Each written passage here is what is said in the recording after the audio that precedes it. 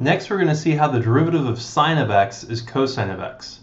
Now, in our chapter on the concept of the derivative, we explained why the derivative of sine of x should be cosine of x, or at least look like cosine of x, right? So we analyzed where sine of x was increasing, where it was decreasing, where it was concave up, and where it was concave down, and using that information, we constructed a graph of what the derivative of sine of x should look like, and it should look something like cosine of x.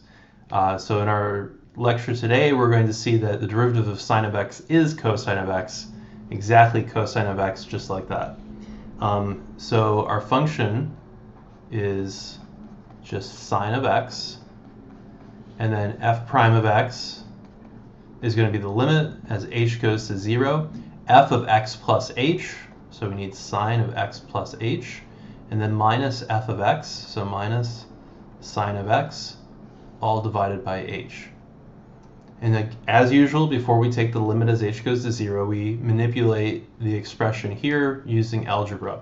Now, the only real tool that we have available to us is the trigonometric is a trigonometric identity, and that would be the identity that sine of alpha plus or minus beta is equal to sine of alpha cosine of beta plus or minus cosine of alpha sine of beta.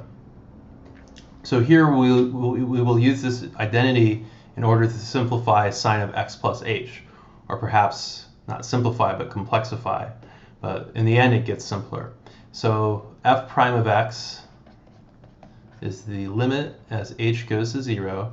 So here we're going to identify alpha with x, beta with h, and we'll choose the version where we have the plus sign, so plus here corresponds to a plus here.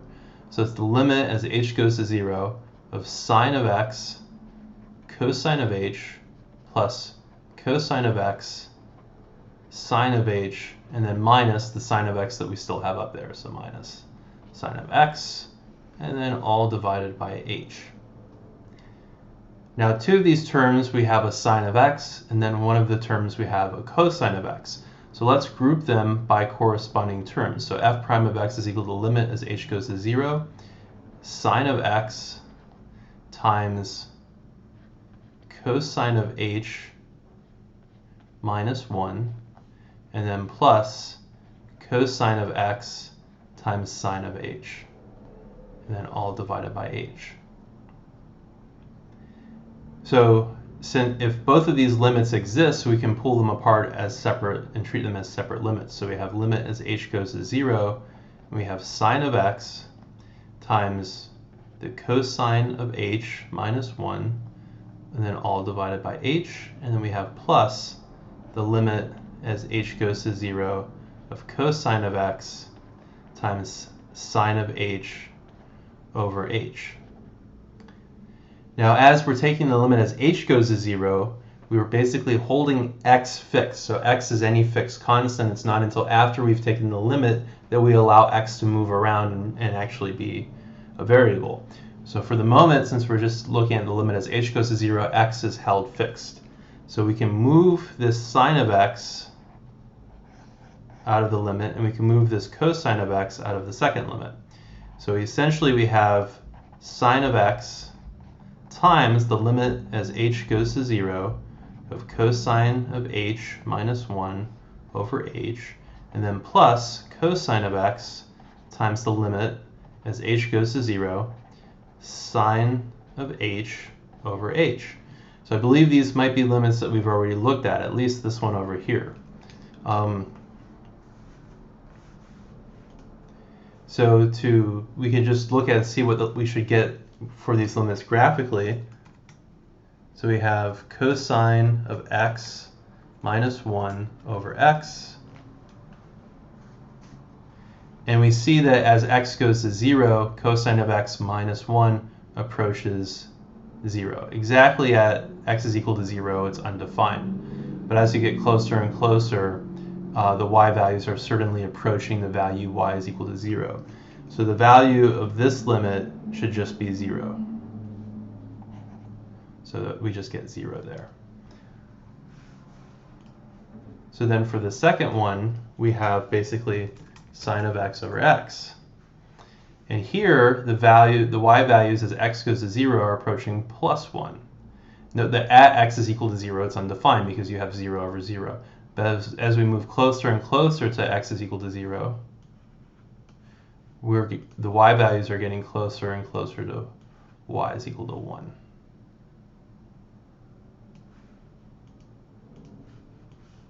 So again, it's still undefined exactly at x is equal to 0, but if we're very close to 0, y is very, very close to 1.